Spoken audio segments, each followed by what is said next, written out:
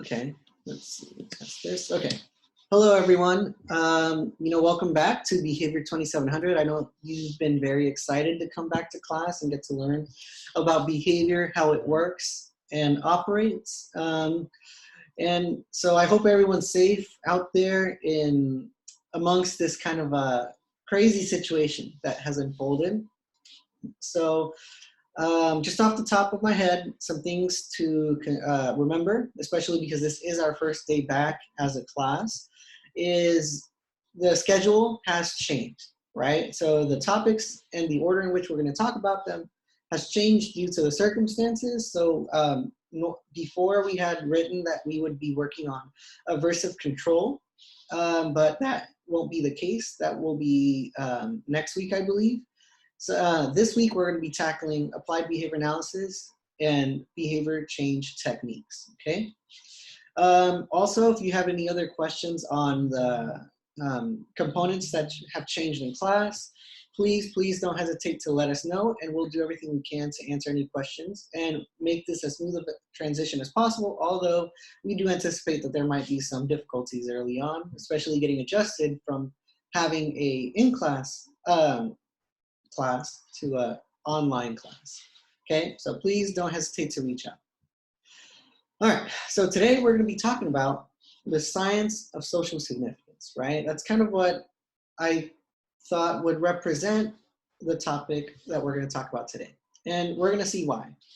So let's go back to the beginning, right? So in the first half of the class, we covered the foundation of behavior analysis, the principles of behavior in which this field relies on, right? What is this? This is the operant chamber, or as many of you guys know, it's the Skinner box, right? Why did we use this device? It was a way to start looking at behavior and how it changes as an orderly process, right? Because we've restricted all the complications, all the complexity of the outside natural world, restricted it in a way to where we can start to actually observe the interaction between the variables, right, of behavior and environment. We're able to see how the antecedents, behaviors, and consequences interact and produce those changes as time goes on.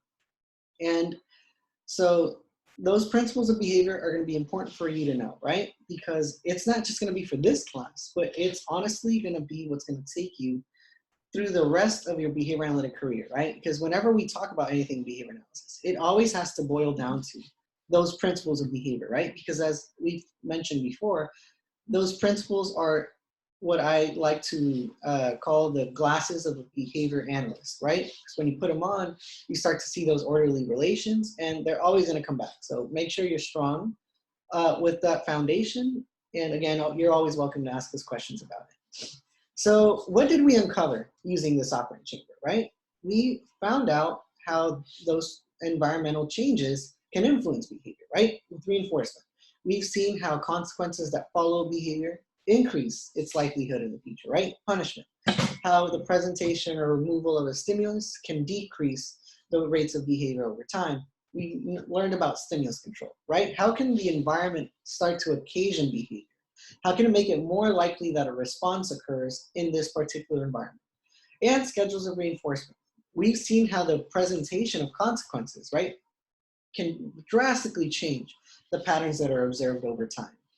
So a lot of the time, these basic experimental behavior analysts, a lot of the time were just interested in understanding behavior for behavior's sake, right? They wanted to kind of go past a lot of the internalizing, the mentalistic kinds of notions that was popular in psychology, and just understand behavior for behavior's sake. But a lot of the work that they did definitely has implications, right? As we've witnessed like a long time later. But in those days, they were just concerned in getting those lawful relations.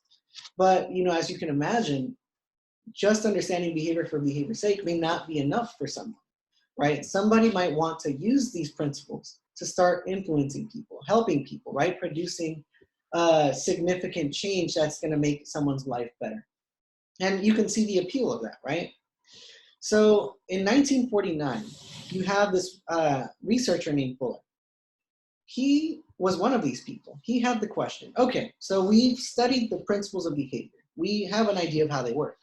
But a lot of the research has been conducted with rats and pigeons. Does this stuff even work with humans, right? That was his question. And so he set out to find out. There was an individual in a vegetative state, right? So he had no awareness. It was kind of like he was asleep um, for a long time, right? So like days, months. I'm not really sure on that detail, but yeah, this person was in a vegetative state and had minimal control of its body. And so what Fuller did, he said, okay, so I want to see if this reinforcement stuff works. So what he did is he identified a behavior. He saw that the individual was able to move his arms slightly up, right? So for instance, doing this, he was able to lift it. And he said, okay, so what if I present some kind of consequence after that behavior? Can I increase it? He was trying to find a reinforcer. So what he ended up doing, he ended up injecting the individual with, not injecting, placing milk sugar solution into the mouth of the individual whenever they engaged in the correct behavior, which is lifting their arm. And so what do you think ended up happening? As you can imagine, this milk sugar solution turned out to function as a reinforcer. So you ended up seeing the individual lifting their arms way higher than the doctors ever thought that the individual could. The doctors in the room thought that this individual was incapable of learning, but Fuller showed how consequences can affect this human organism. But again, this is more of a translational study, right? They were trying to see the principles of behavior at work outside the lab. So let's see what else other people have conducted. So you guys are familiar with this article, right? This is one of the articles that a group presented on, right? Operating extinction after fixed interval schedules with young children. The researcher that studied this phenomenon, Sidney Bijou, he was another one of those big pioneers in behavior analysis.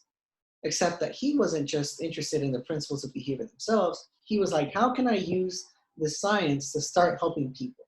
So his question was, do these principles of behavior work the same with young children, right? A different population than the one that Fuller worked with, and a different population than those that the experimental behavior analysts worked with, right? Rats and pigeons. So lo and behold, what he ended up seeing is that the young children still abided by those principles of behavior, right? The fixed interval schedules still look the same or very, very similar to that with the pigeons and the rats. And so later on, this idea of studying behavior to help people started getting a lot more steam, right? Started becoming a little bit more popular. So this study, the psychiatric nurse as a behavioral engineer, by Elon and Michael, is it's actually considered the first applied behavior analytic research paper, and it was published in 1959. So basically the idea here is that they taught nurses to be the behavior analysts, right? So they went into a psychiatric ward where there were a lot of individuals with schizophrenia and other kinds of mental illnesses and they were hired in to change the behavior of those individuals. But they knew that they were just two behavior analysts. They couldn't do enough by themselves. So they wondered, can we teach other people to change behavior, right? Especially think about it. If us, Elon and Michael, right, we were to leave the setting, the changes would probably revert back to the way they were, right? But if we taught people how to implement those procedures, they'd be a lot more likely to withstand the test of time, right? They'd be more likely to stay long-term. And so some of the programs that they taught the nurses how to implement included such as differential reinforcement of alternative behavior, right? So basically what they did, they pinpointed the problem behavior for the individual, and then they taught the nurses to systematically apply reinforcement for engaging in more preferable alternative behaviors. So let's say a guy with schizophrenia was acting very paranoid and saying a lot of very derogatory things toward the staff. They taught the nurses to instead put that on extinction and give attention whenever the individual says something nice, right? Something as small as that was able to produce a very, very big change in both the individuals with the mental illnesses and the nurses, right? It was helpful for everyone. So this idea started to pick up a lot of interest by other researchers. And so then these three guys kind of show up to the scene, right? So from left to right, you have Don Bear, you have Mont Wolf, and you have Todd Risley, right? These were two researchers from the University of Kansas, and kind of just fun little fact, Don Bear was actually the mentor of our very own Dr. Jesus Rosales-Reis in the Department of Behavior Analysis. And so these guys are actually the pioneers of behavior analysis as we formally know it, right? So in 1968, two really big events happened for the field of applied behavior analysis, right? So we kind of walked through the basic to translational shift, right? And then from the translational to the applied, right? So in 1968, these three researchers started a journal, right? It's called the Journal of Applied Behavior Analysis. They started to disseminate. This was a place where individuals were able to publish their research that focused on improving the lives of individuals, right, of humans. And they also wrote a paper, Some Current Dimensions of Applied Behavior Analysis. And in this paper, they basically systematically laid out the ground rules of what applied behavior analysis would be, not just for their time. These dimensions still hold to this day. We're going to be talking a little bit more about them in depth in the following video. But yeah, so we'll keep on talking about that.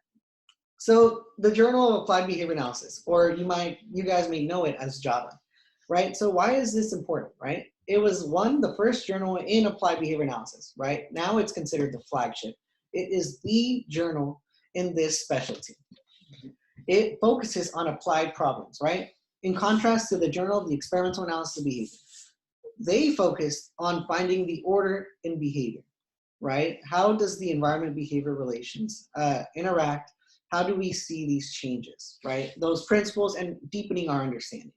The Journal of Applied Behavior Analysis, they said, let's bring these principles to the world. Let's change people's lives, and that is our focus. That is our aim. So that's one of the things that makes it kind of different than the Journal of the Experimental Analysis of Behavior. Although not mutually exclusive, the Experimental Analysis of Behavior does have some applied papers every once in a while, and the Journal of Applied Behavior Analysis does have more experimental papers.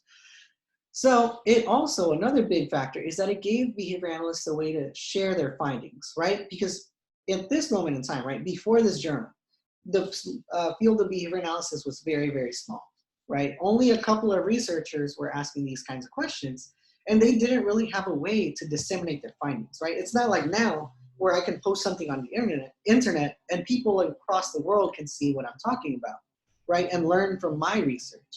In those days, they needed these journals to be able to spread them across the world. And that way other researchers can come in contact with their work. So that's one of the reasons why this is so important. Now, people interested in applying behavior analysis and the principles to real world problems had a way to disseminate those findings, right? Which, as you can imagine, functions as kind of a catalyst and helps the field grow.